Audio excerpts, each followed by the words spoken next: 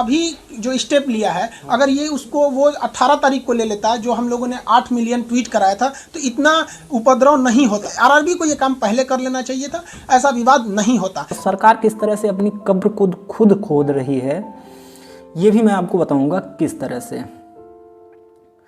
जो विपक्ष चाहता था, जो विरोधी दल चाहते थे, जो षड्यंत्रकारी चाहते थे, बस वही सरकार करती जा रही है और सरकार को इसका खामियाजा भुगतना पड़ेगा, ये मैं लिख के दे रहा हूँ, ठीक है। क्योंकि युवा जो है, छात्र जो है, वह जिस तरफ चलता है उस तरफ आंधी चलती है, और सरकार क्या, बड़े से बड़े सूरमाओं को झुकना पड़ता है वहाँ पे। ये सरकार कोई चीज़ नहीं है। नो डाउट बीजेपी गवर्नमेंट ने बहुत अच्छा काम किया है, ठीक है, मैं खुद सपोर्ट करता हूँ उनका। लेकिन यार आप खुद तो सोचो, आपने मतलब हद ही कर दी यार। आपने सत्ता में आप आए, उसके बाद आपने 2019 में वैकेंसी निकाली, ठीक है, और करोड़ों लोग फॉर्म भरते हैं। देश में बेरोजगारी है, ठीक है, जनसंख्या बहुत ज़्यादा है।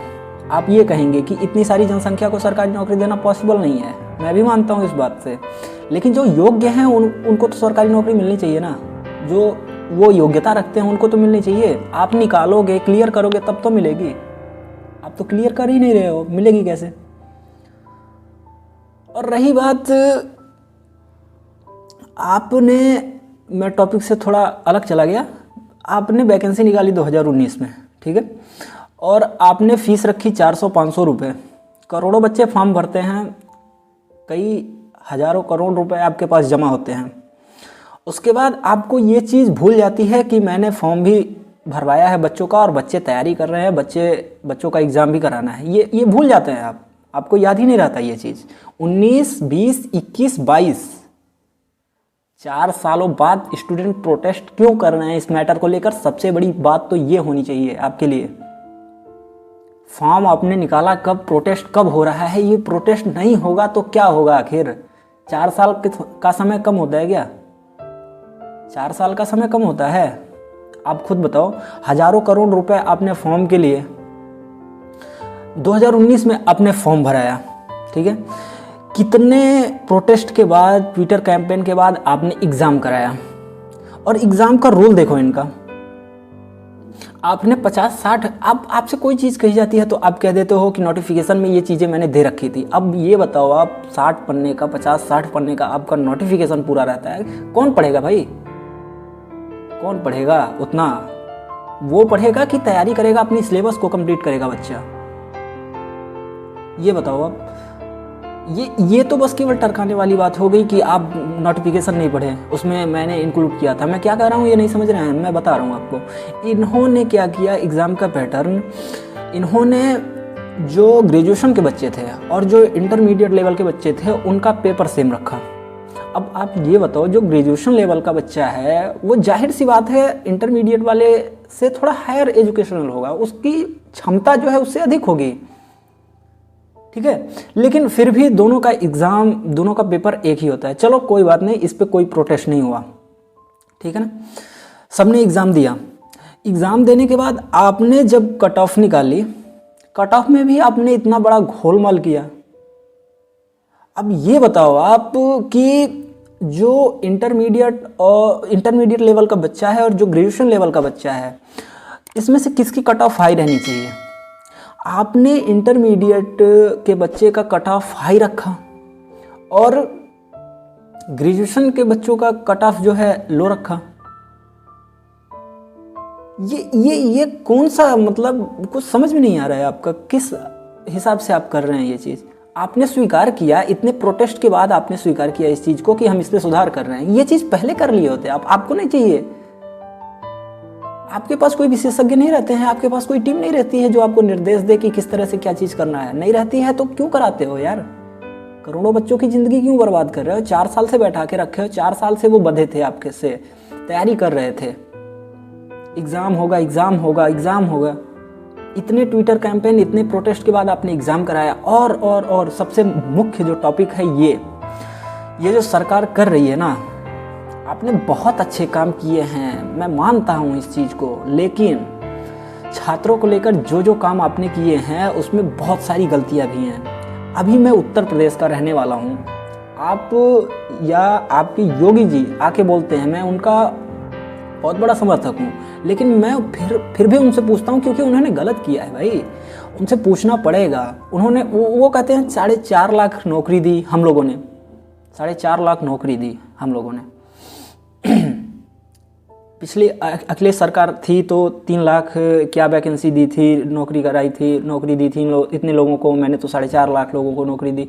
आपने 4.5 लाख लोगों को नौकरी दी, चलिए ठीक है, लेकिन आप ये बताइए कि आपकी सरकार में कितनी वैकेंसी निकाल के आपने फाइनल की। मैं खुद, आपकी सरकार जब आई है, मतलब आज के 5 साल पहले मैं खुद तैयारी करने आया और मैं खुद तैयारी कर रहा था गवर्नमेंट जॉब की, ठीक है।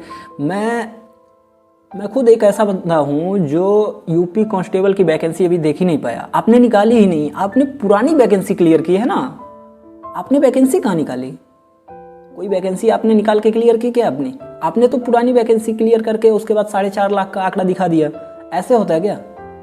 आप एक भी वैकेंसी अपनी निकाल के क्लियर करके दिखाते, तब तो हम मानते कि हाँ आपने 4.5 लाख नौकरी, 50,000 नौकरी दी। आप पुराने आंकड़े दिखा रहे हैं।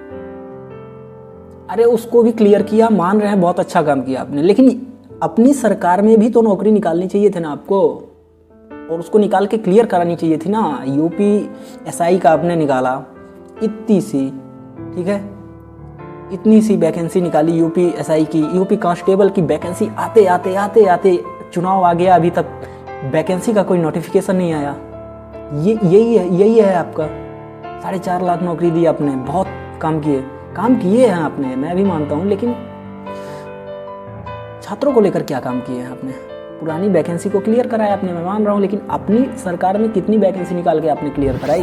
ये भी तो युवा पूछेगा, जो अब तैयार हुए हैं युवा एग्जाम देने के लिए। पुराने जो थे अब उनको आपने नौकरी दी, ठीक है, 4.5 लाख लोगों को।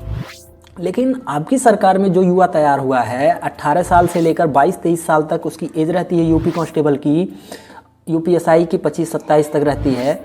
अच्छा ये बताइए, यूपी कांस्टेबल की वैकेंसी जब आपने निकाली ही नहीं, 5 सालों में बच्चा ओवर एज हो जा रहा है, उसकी क्या गलती है? उसकी क्या गलती है कि वह तैयारी करते करते ओवर एज हो जा रहा है, वैकेंसी उसको देखने को ही नहीं मिल रही है? उसकी गलती है? आपने 5 सालों में जब यूपी कांस्टेबल की कोई वैकेंसी ही नहीं निकाली तो वह ओवर एज हो गया, तो वह प्रोटेस्ट नहीं करेगा तो और क्या करेगा? आपको बुरा नहीं कहेगा तो और क्या कहेगा? आपने लाखों वैकेंसी की हो, उससे कोई फ़र्क नहीं पड़ता है, लेकिन आपने अपनी सरकार में कितनी वैकेंसी निकाल के क्लियर करा, ये मायने रखता है।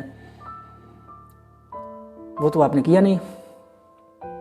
अरे आप कहते हैं कि भ्रष्टाचार होते थे, परिवारवाद चलता था, जातिवाद चलता था यूपी अखिलेश राज में, मायावती राज में। अरे यार बढ़िया था, कम से कम 2.5-3 लाख दे के नौकरी तो मिल जाती थी, फिक्स तो रहती थी। 2.5-3 लाख 4 लाख दे के नौकरी तो मिल जाती थी। मतलब यार हद कर दी हो, इतना दुखी कर दिए हो छात्रों को कि क्या बताऊं, ठीक है। एक तैयारी करने वाला बंदा अपने किस तरह से साल 6 महीने 2 साल तैयारी करता है, पैसे इकट्ठा करके, परिवार की स्थिति को देखते हुए किस किस परिस्थिति में वह तैयारी करता है, और आप लोगों का हाल ये है। रही बात, बहुत ज़्यादा इधर नहीं जाते हैं, अभी देखते हैं हाल ही में। और अभी सबसे गलत काम आप जो कर रहे हैं, प्रोटेस्ट हुआ 26 से नज़दीक हुआ, हिंसा हुई, उसमें ट्रेन को आग लगाई गई, ये सब गलत हुआ, ठीक है। आप कह रहे हैं छात्रों ने किया, छात्र आग लगाएंगे। फिर आप कह रहे हैं कि टीचर जो थे, खान सर थे, और भी ऐसे बहुत सारे टीचर थे जिन्होंने बच्चों को भड़काया और आग लगाने के लिए प्रेरित किया। ऐसा करेंगे टीचर का यही काम होता है? अरे कुछ तो समझो यार, कुछ तो समझो। ये जनता चूतिया है क्या, या स्टूडेंट चूतिया है? चूतिया समझते हो? अरे भाई तुम खुद फंस रहे हो अपने खेल में, ये जान लो, ठीक है। विपक्ष यही चाहता था, मैं जान रहा हूँ, पूरी खेले को विपक्ष नचा रहा है। विपक्ष की ही देन है कि इतना बड़ा प्रोटेस्ट हुआ। प्रोटेस्ट को भड़काने वाला कार्य जो हुआ वो विपक्ष ने ही किया, ठीक है। और विपक्ष चाहता था कि आप लाठीचार्ज करो, आप फायरिंग भी करो, 2-4 बच्चों को मारो, ये दंगा और भड़कना चाहिए। और आपने किया, आपने फायरिंग नहीं की, लेकिन आपने लाठीचार्ज किया, बच्चों को मारा पीटा, और वो ये मुद्दा बना। यही विपक्ष चाहता था। और अभी आप मुद्दा और क्या बना रहे हैं कि आप खान सर को गिरफ्तार करो, आप इस टीचर को गिरफ्तार करो, इतने स्टूडेंट को गिरफ्तार करो। अरे मिट जाओगे, ठीक है। कहीं के शहंशाह लिखित में नहीं आए हो आप, इसी जनता ने बनाया है आपको, इसी स्टूडेंटों ने बनाया है। थोड़ा दिमाग से काम करो, विपक्ष के चक्रव्यूह में फंस गए हो आप, ठीक है। थोड़ा सा समझो कम से कम। अगर आपने खान सर को गिरफ्तार किया, आपने कई टीचरों को गिरफ्तार किया, लाखों करोड़ों फॉलोअर हैं उनके, और वो सब पीड़ित हैं, नहीं मिली है नौकरी यार। आपने 4 साल लटकाए रखी वैकेंसी को, इतने प्रोटेस्ट, इतने ट्विटर कैंपेन के बाद आपने क्लियर कराया, और उसके बाद भी ये चीज़ देखने को मिल रही है। ऐसे ऐसे रूल रेगुलेशन आप उसमें लगा रहे हैं कि बच्चों को बस केवल परेशान कर रहे हैं और कुछ नहीं, ठीक है।